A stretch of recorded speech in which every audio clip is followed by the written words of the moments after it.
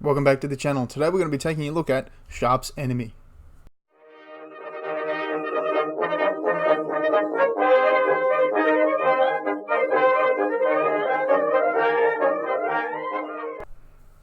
So this is the series sort of on the Sharpe companion series sort of thing. So I'll go through the Sharpe, the TV episode and compare it to the books, point out the things that are done really well, point out some of the things that are done not so well. I'm not going to harp on the negative things. Yeah, it's a TV show. I'll point out the sort of allusions to history, the references to history, the references to the books, references to nothing that don't make any sense. So yeah, let's get started. We'll start with this movie TV show starts with Sergeant Hagswell, now a general of some kind, and a man named Potiphar. Potiphar was actually a real character. In real life, he was a sergeant, he was a cook, and he was much more brutal than in the book or in the movie. He did exactly what he does in the movie. He led a British Portuguese, although you never actually see Portuguese in the show because they probably didn't want to buy Portuguese uniforms for this one thing. I assume the guys in the green coats with the red pants are meant to be Spanish. Uniforms are a bit lax anyway, which it should be for deserters anyway. So he's actually wearing a Paul Marie, the French VC type thing, the French Medal of Valor. So you can, it's really cool that they just added that little detail there to give him a bit of disheveled look. And obviously the uniform's filthy, the gold's all tarnished, the jacket is actually quite old looking. It's really cool the way they've done that. Potiphar was actually his what happens to them in the show isn't really how they got defeated. The French just cleaned them up. The French cleaned them up and then handed all the deserters over to the British. They took care of their own by killing them or severely punishing them. And then the British took the rest, including the Portuguese and the Spanish. So yeah, it was actually the British who defeated Potiphar. It was actually the French who defeated Potiphar, not the British. Potiphar is some kind of like stew. It's a nickname for him. His name was Devon or something like that. Hagswell's also wearing his coat like a police with the cord running under the arm. So if you ever want to get a close up of what a police worn by a hussar or the rocket troops should actually be wearing them as well, but that's not mandatory. And in Spain they probably wouldn't have. Sharpe should technically also be wearing one, so should Fredericton, but in the field you don't wear those things all the time. So it's not a huge issue that they're not wearing them, especially for Sharpe. But so if you ever want to see how police would be worn, it would be worn pretty much the same way Hagswell is wearing that coat in the movie. Lady Farthingale, Isabella Farthingale. I'm not sure how to do this one, because she's not who she's supposed to be, and in the movie it's given nothing about her except that Sharpe knew her as a prostitute 3 years earlier. Lady Farthingale is actually meant to be the woman from Sharpe's Eagle. The Countessa is meant to be Lady Farthingale. That's how, that sort of, taking that out really messes the story up, because then we just sort of have to be told that Sharpe knows who she is. Whereas they change, like it's a totally new actor, totally new character for the movie. But in the books, it's actually the Countessa come back for like the 3rd or 4th book. So, and that's how Sharpe knows, and that's why he's already had a relationship with her. So he just kicks that off rather than her like falling in love with him straight away. So it's much more. I think it's much better done in the book. I don't know why they didn't do that in the show. She's also not married to the colonel. I'm not sure if that's in the movie as well. It's never really explored. So I assume that she isn't technically married to him. In the book, what happens is she is married to a Portuguese member of court. He leaves. He flees to Brazil with most. I think the Portuguese government actually flees to Brazil, or at least the royal family does. And then she's basically told to stay around, and if she doesn't, she starts running around British offices to get some cash and just keep living the noble life. And she basically snares Farthingale, and by the time that he figures out that she's not actually this nobleman, she's actually like the wife of some guy who just happens to be at court, it's too late, and he's introduced everyone to her, and then she basically gets him to say that they're married even though they're not, and blackmails him basically. And on Lord Farthingale, he's not a real person in history. That's a totally made-up thing. I'm not sure why he's so important. The British don't have to ask the Portuguese for things. The Portuguese have to ask the British for things. And the Portuguese aren't... him being the envoy to Portugal wouldn't be that bad, since the envoy to Spain was Wellington's brother. So... And his other brother was the secretary of... what was it? The secretary of... Not secretary of state, the foreign secretary. So, yeah, Wellington has a lot of political friends, and that doesn't really seem to come up, that Wellington is extremely well connected, much more than some Farthingale would be. Yes, Wellington has enemies, but yeah, he wouldn't have to beg the Portuguese for supplies and reinforcements, that sort of thing. The Portuguese have a very, very big incentive, much bigger incentive than the British do to get the French out of Spain. So... yeah, the whole premise of the thing that Sir Arthur Wellesley is going to be bullied by this colonel who just shows up out of nowhere, and it's believable in the sort of Sharpe universe, but in real life that would not have happened. Sticking with that topic of things that they're sort of all right in the Sharpe universe, but in real life, good luck putting a sergeant on a court-martial for swearing. Good luck, especially when he's off duty. Yeah, I doubt it. I have looked it up. I would guarantee you it has never ever been done. A sergeant being busted for swearing while off duty, playing a game with men. Yeah. And I'm not sure how Sharpe thinks that this colonel of another regiment is going to make him a major. Even if he has political clout, that's not how you become a major. I'm not going to... every episode I talk about the rank system because it always comes up, but that's not how you become a major. The way he becomes a major is the king himself writes for him, the Prince Regent, because King George III has gone insane. So King George IV is now the King of England. Because, that's English kings, and I'm not going to get into that. That's the last 100 years of English kings have been interesting, to say the least. But anyway, yeah, so the king essentially is promoting Sharpe. I assume that's through Horse Guards, like he's basically... giving him a brevet promotion and then confirming it straight away through Horse Guards. That could be done. That was perfectly reasonable. The rockets. The reason the rockets are so terrifying to the French at the end of the show is because they're new. The French have not come across rockets that much in the peninsula. I believe the first time they used in the peninsula is like 1813, which is when this is set. Maybe 1812 they arrive. The Navy had been mucking around with these things for some time. I'm not sure how long. I'm not a Navy guy. And Harper claims they made at Shorncliffe when they made at Woolwich. Woolwich is where basically the artillery was. That was where it was sort of based. Woolwich would also become the artillery training centre once. Well, it was the artillery training centre, sorry. And it would become like a permanent depot later on with the various reforms, the Childers reforms and that sort of thing. So yeah, Woolwich is not... Shorncliffe is not where the rockets were made. The rockets were inaccurate. They were very inaccurate. And they're shown to be perfectly good. If anything, they're terrifying. The fear factor is toned down, because those things... I've actually seen videos of guys who fire smaller versions of... like a rocket coming towards you is loud. But these things would have a giant cannonball on the front of them. There's different types of rockets. There's heaps and heaps. But the one kind was a cannonball with a rocket on it. So it was sort of the principle of...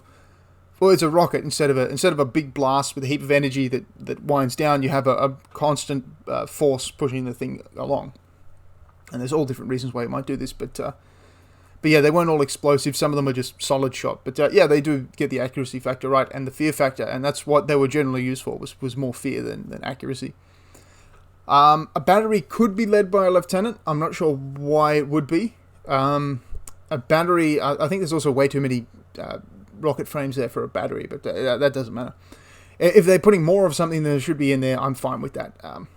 But yeah, normally that would be a captain, not a lieutenant. A lieutenant would normally manage part of a battery, so you'd have the 6 guns, and you'd have 2 guns per lieutenant, and then the captain would manage, or the captain might have a pair of guns for himself. Like artillery batteries get a little bit tricky. But yeah, well, it's possible to be led by a lieutenant, and I believe he is a lieutenant in the book. But generally, that would be a captain. I love these 2 little facts that they put in there. The kid wearing the brown pants. Brown, and the riflemen, almost all of them wear brown as well. The brown was called like Spanish cloth. And it was sort of the peasant cloth of the Spanish people. That the British could really get their hands on a lot of this stuff. So you'll often see a lot of British troops in the peninsula wearing brown pants or with brown patches. That's historically accurate. It's very accurate. especially guys like riflemen and skirmishers who would be running around a lot, maybe kneeling down or doing that sort of thing, or wearing their pants out. I have heard rumours, I think here we go. Yes, the Perry Miniatures thing here actually makes reference to dragoon uniforms being made out of Spanish cloth, but they sort of admit here that that's up for debate and no one's actually conclusively proved that. So yeah, Spanish cloth is around a lot, and it would make sense for a kid to be wearing this sort of thing, especially if you're not going to give the kid the nice pants. And the other thing I really love, I love long book titles for no reason. I can't remember the exact name of the book, but it's like a guide to the British Army as written by such and such for those men currently engaged in Great Britain's army as it wages war in Spain and Portugal and the Spanish Peninsula against the French. Like, I just love 10-page long book titles. They're just great. They're really funny. And it's what people did at the time. So I love that. Patrick says, Sharpe says, don't name the kid after me. He does end up actually naming the kid after Sharpe. He calls him like something Richard Harper, like these, I can't remember exactly, Michael Richard Harper or something like that. So yeah, the kid does end up being named after Sharpe. And Sharpe's son, later on, Lassane, ends up being named after Harper. I think his name is something Patrick Lassane. So that's a little in-joke there to the books. Sharpe has a VS on his left arm. That was, certain regiments did this. I know the 95th did it. I'm not sure if others did it as well. But that stands for Valiant Stormer, and that means that Sharpe led a Forlorn Hope, which is technically incorrect because he didn't, but in the books and in the show, he gets that distinction. Yeah, technically he did lead a Forlorn Hope because he did lead the second assault up the walls, but yeah, so that's accurate for the show. But I'm not sure if he'd actually be legally entitled to wear that, but if Wellington doesn't say anything, then you're fine. But yeah, that's like a distinction. You actually see it in the last episode too. You see the lieutenant leading the Forlorn Hope wearing one of them before the battle. The Marquis De Sade is a pornographer, a filthy book writer. He was in prison. I believe he ends up dying. He may even be dead at the time of 1813. But yeah, the French lock him in prison for a long time. He likes to write extremely filthy books about things like nuns and priests, about pretty much everyone, but he likes to desecrate the sanctified things to people, like does it to the church, he does it to the crown, he does it to the General Assembly, or the Assembly whenever they start getting, he just basically writes filthy books about people. And so that's basically pornography of that era. Voltaire is people should know who Voltaire is. He's this philosopher of the French, and yeah, Voltaire's not really important to this, but yeah, he's a known, quite famous French philosopher who lived just before this time period. There's two bits of foretelling. John Tams, who plays Hagman. John Tams is actually a really good singer. He's actually a professional folk singer type thing. He sells out like concert halls and stadiums. Not stadiums, but he sells out concert halls to do his singing. He ended up doing all the scoring for Sharpe, and he actually gave permission to the band Forlorn Hope to do his version of Over the Hills and Far Away on their metal album, which is called Over the Hills and Far Away. So John Tams, I think he sings like 4 songs in this episode. He's a really good singer, and part of his job here is to be the expert marksman and sing. And one of the songs he sings is called Spanish Ladies. He sings a different version to it, but the main version of it says, and I know we'll never see you again, or something like that, which is sort of foretelling. And then Sharpe basically promises his wife that he's not going to cheat on her. She is actually his wife. I'm not sure in the movie, but in the books he marries her straight after Badahov. They pretty much get married like the next day. That thing where the French officer Colonel Dubaton, and the what I'm assuming is a grenadier with a cavalry carbine, which is fine. That's perfectly fine that he has that. If a colonel was going to take one man with him, he probably would give him the cavalry carbine. Which is cool that they actually had one of those to use. That was really cool. I like that. I really like that a lot. And I like how they didn't put the Shako on so they could actually have him as a grenadier and not screw it up by giving him the wrong Shako. Because if the Sharpe series gets a uniform wrong, if it's not an officer, 99% of the time it's because the Shako doesn't match. That's almost always it. Officers' uniforms are different because they're so weird, and you can give them a bit of a pass. But yeah, almost always, if a uniform's wrong, it's because the Shako doesn't match. And so, yeah, the duel that they fight is in the book. It goes pretty much the same way. And another fact I really like is that Sharpe has sort of a small bag of money, whereas the Frenchman has a large bag of money. And that's really accurate, and I love the way they included that in there, because the English pound was worth more than the French sou, I think it was called, or franc or something. So yeah, the English pound outweighed that currency. It was more valuable. So the Frenchman carries a larger bag for probably the same amount of money, which is really, I love how they threw that in there. It's a really good attention to detail. We talked about pants, and you get a good glimpse at Sharpe's pants throughout the show.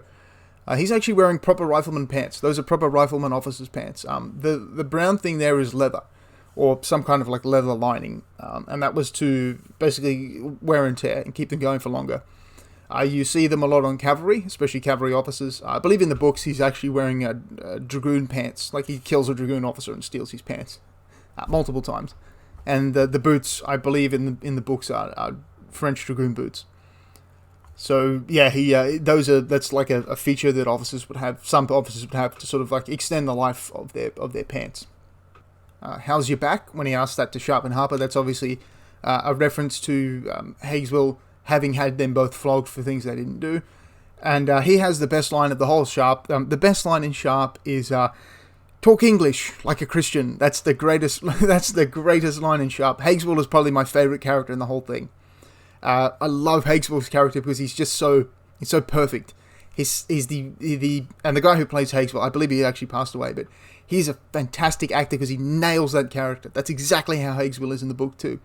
He's this sort of thinks he's very smart, suave, like smart talking, sort of like a Cockney Englishman type thing, but he's really just basically a savage rapist, a murderer, but he tries to behave like he's some sort of, like he's getting one over on everyone all the time. So like talk English like a Christian, like he's talking down to somebody, but he's only able to talk down to them because he's threatening to butcher his wife. Like Hageswell's such a fantastic character, and I think I've read in a bunch of interviews where Cornwell says that he actually regrets killing Hageswell off because even though it was the right thing to do and it fit, he could never write a better villain than Hageswell. So he sort of like hamstrung himself there. It was really, really cool to see that. Just as a point, the firing squad scene is fine. That's it. They had the little thing over the heart. They still do that today with certain firing squads. In Indonesia, they did that a few years ago when they killed some of these drug peddlers in there. A few of them were Australian, but that's how I know about it. So they did that on Australia Day, I believe, and they put like a mark over where the heart is. And the coup de grace, which is the final pistol shot, in the book it's done by Sharpe. In the show, it's not. But that was generally done to the head, not to the chest, because you want to make that pretty permanent. And it was generally done no matter what. So that would have been done to the head if you still lived or was dead. So that's a little thing the show did, but for dramatic effect, not for historical accuracy. Kelly is wearing an officer's sash. And you might miss it. I didn't see it until like the last scene that Kelly's in. He's actually wearing an officer's sash, which is really cool because these deserters just mix all the uniforms up, and it's really cool to see that. And I would like to see even more of that, actually. I would like to see some British guys wearing British pants with like a British shoko, but like a ratty old like dragoon jacket or something. It would have been really cool to see a big mix, but obviously budget and wardrobe and time, and you don't want to ruin things because you might use them again. So yeah, I understand why they didn't do that. But yeah, Kelly's wearing a officer's sash. Those of you out there who are a little bit filthy, you can see tits for like 1 or 2 seconds. So if you want to pause it and do whatever you want to do, there is like a quick scene where you can see it for 1 or 2 seconds. It would feel unfinished to not include that fun fact in this show, in this breakdown of that show. Ducos is we're gonna learn all about Ducos later on. But the one thing the movies don't tell you about Ducos that the books do is that Ducos is a fanatical Republican Frenchman, as in he's like Kléber was. He was a radical Republican Frenchman. He still uses the Republican calendar, which was the French Republicans really wanted to eliminate religion, so they switched the calendar all over, crazy over the place, like 10 months with 10 days, with 10 days to a week, 10 weeks to a month. Like, I can't remember exactly how it is, but they basically decimalized the whole country. They made it all decimal. And Ducos was also motivated by this like sort of Jacobin Republican type thing. Wellington, and they make a lot of references to the Whigs. The Whigs were sort of like the liberal type group of the era, and the reason they keep saying, we're not Whigs is because, well, Wellesley would actually go on to be the Prime Minister of Great Britain as a Tory or a Conservative. He was the Prime Minister for like 29 days and then for like 2 years. So, that's a reference to Wellesley's future. Fredrickson is a sort of like, I'd like to think that von Bowering inspired part of Fredrickson. If you don't know who von Bowering is, check out my Waterloo series, my La Haye-Sainte battle. I think it's like 5 videos where the shot in the jaw with the shattered teeth and a messed up jaw. That's von Bowering. That's exactly what happened to him too. And he was also a rifle officer.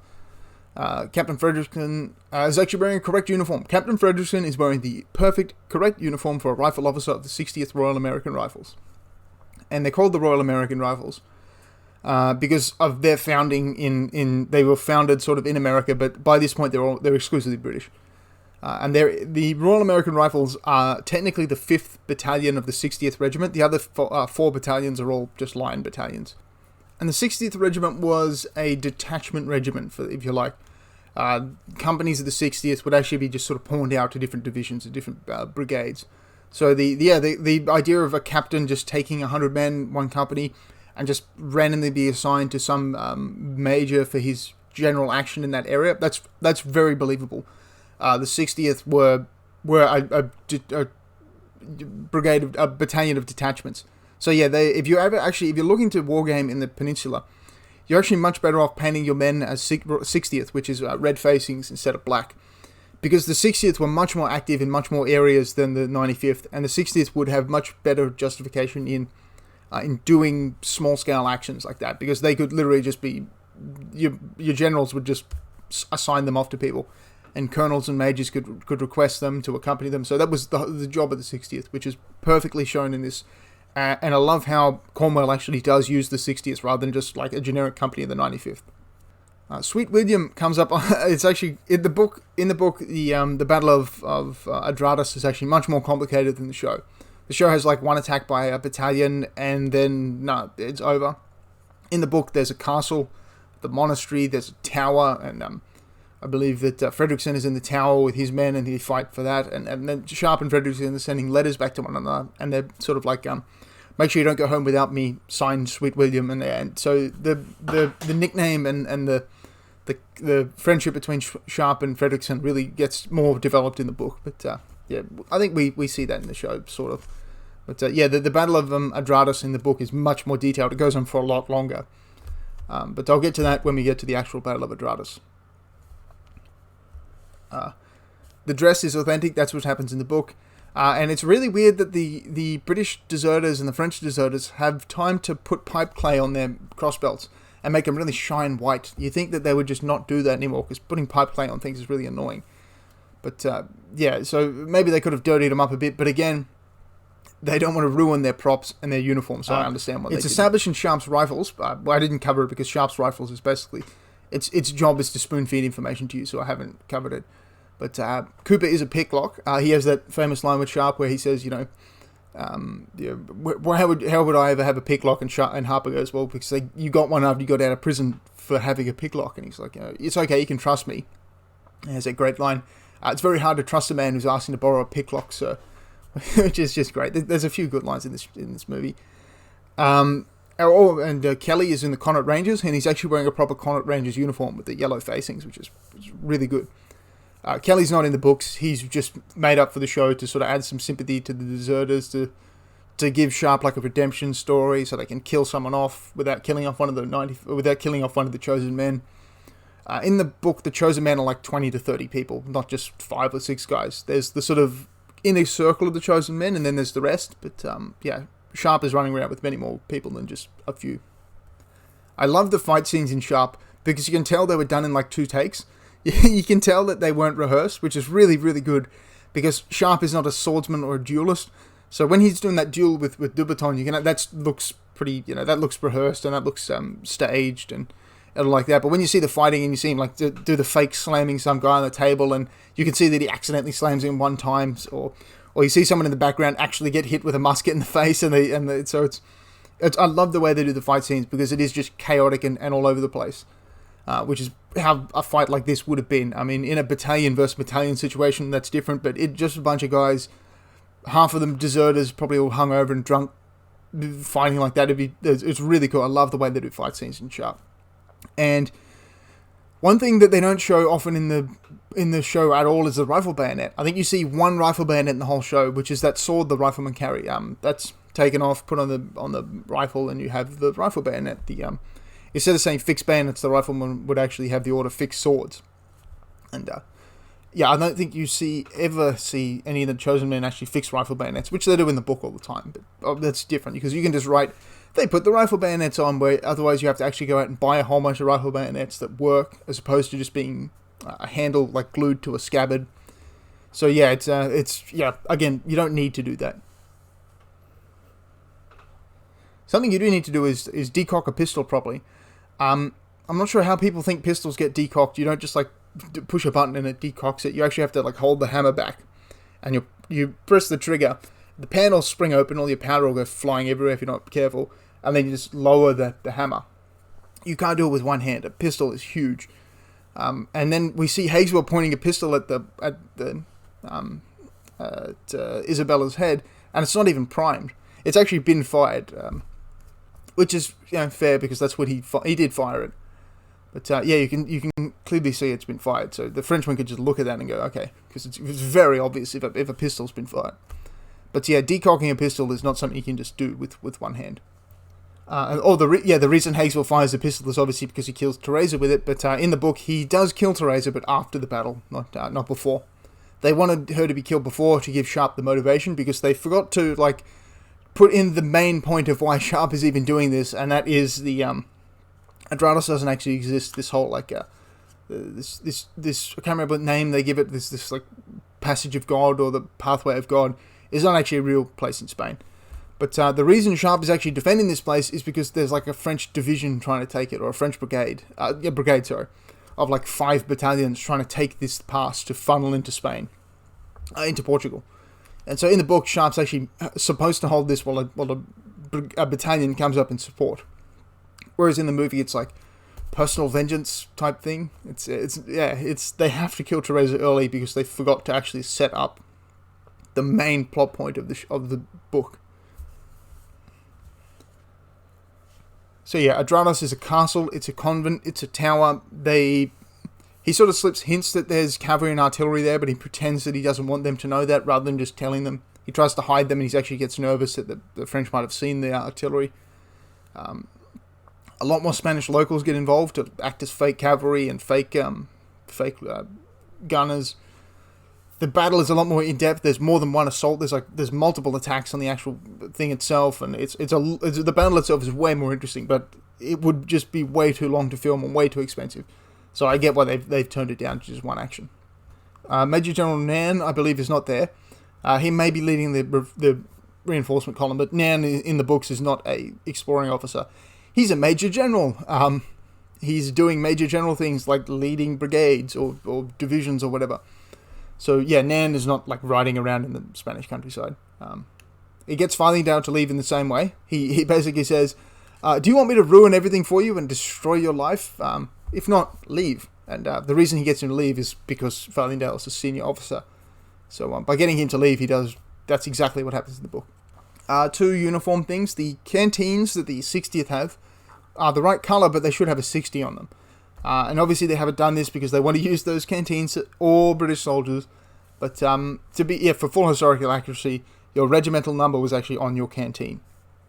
And the French, again, they have this problem with they cannot match shakos to uniforms. It's like they gave them to a kid and just scattered them all over the place.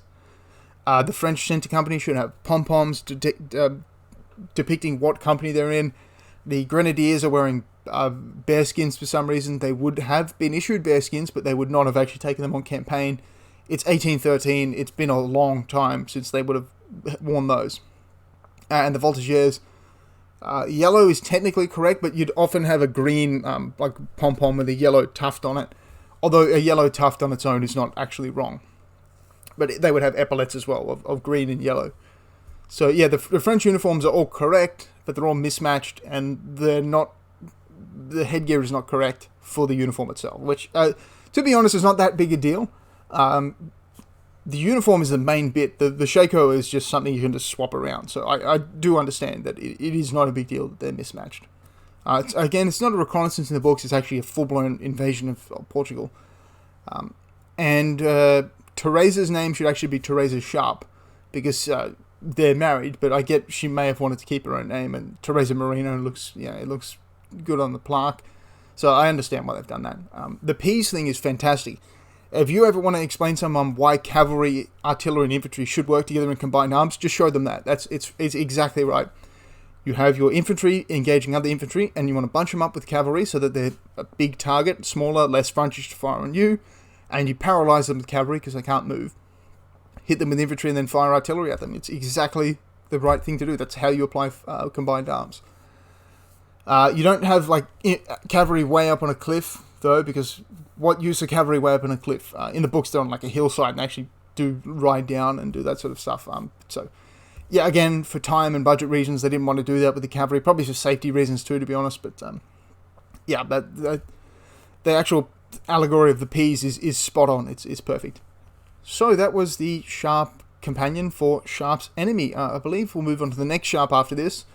I can't remember exactly what it is, but it'll be a surprise. I don't think I'll do Sharpe's Gold, because it's just not based on any history or any book. So the whole thing would literally just be, that didn't happen, and in no book is this referenced. So the general premise is not even correct. Sharpe's Gold is about getting gold back from guerrillas, or taking gold to guerrillas. It's where he meets Teresa and her family and the village, and it's actually really good. But they didn't want to do that because they needed him to meet Teresa in Sharpe's rifles so that she could make him more human, because they didn't want to introduce another character. It's for brevity purposes, it was cut out. So yeah, thank you very much for watching, and have a wonderful day.